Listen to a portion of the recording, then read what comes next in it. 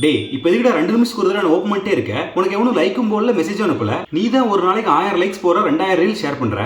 இல்ல ஃப்ரெண்ட்ஸ் நான் அனுப்புன ரீல்ஸுக்கு ரியாக்ட் பண்ணிருக்காங்களான்னு பார்க்க. உன் ஃப்ரெண்ட்ஸ் கூட வேலை முடிஞ்சு ஈவினிங் வந்தாண்டா நீ அனுப்புற ரீல்ஸ் எல்லாம் பார்த்து ரியாக்ட் பண்றானுங்க. ஆனா நீ அவனுங்க எப்போவாது அனுப்புற ஒரு ரீலுக்கு உடனே ரியாக்ட் பண்ணி ஆகணும்னு துடிக்கிற. ஏன் நோட்டிபிகேஷன் இப்போ ஓப்பன் பண்ணாம விட்டா கையெல்லாம் நடுங்கார வச்சிருமா? இப்போ எதுக்கு நோட்டிபிகேஷன் டேப் ஓப்பன் பண்ற? உன் போட்டோக்கு ஒருத்தனும் லைக் போடலன்னு மீம் பேஜ்ல போய் மத்த போட்டோக்கு கமெண்ட் போட்டு அந்த கமெண்ட்டுக்கு லைக் வருமான்னு பார்த்துட்டு இருக்க. அவ்வளவு வெட்டியவாடா இருக்க. சரி நான் ஸ்டோரியாவது போடுறேன். ஒரே ஒரு போட்டோ போஸ்ட் பண்ண போற, அந்த போட்டோவும் நல்லா இல்ல. நீ ஸ்டோரி போட்டு 24 ஹவர்ஸ் இல்ல 24 இயர்ஸ் ஆனாலும் அந்த புள்ள இந்த போட்டோவை பார்க்க போறது இல்ல. ஆனா அந்த போட்டோக்கு ஒரு சாங் செலக்ட் பண்றதுக்கு 2 மணி நேரமா நீ போராடிட்டு இருக்க. அதெல்லாம் பாப்பா. எப்படிடா பாப்பா? அவ உன்னை பிளாக் பண்ணி பல மாசம் ஆச்சு. எப்படி பாப்பா? இப்ப எதுக்கு சேட் ஓபன் பண்ற?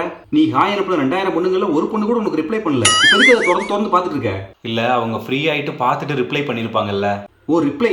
மத்த சேட்லாம் பார்த்தா ரிப்ளை பண்ணாம வெளியில வந்து வேற சேட்டுக்கு தான்டா போவாங்க. ஆனா உன் சேட்டை பார்த்தா க்ளோஸ் பண்ணிட்டு வேற ஆப்புக்கே போயிடுறாங்க. இதுல ரிப்ளை. அப்போ இந்த ஆப்ல நான் என்னதான் பண்றது? ஒன்னு பண்ணு, பேசாம ஆப் அன்இன்ஸ்டால் பண்ணு. அதான் உனக்கு நல்லது, எனக்கும் நல்லது.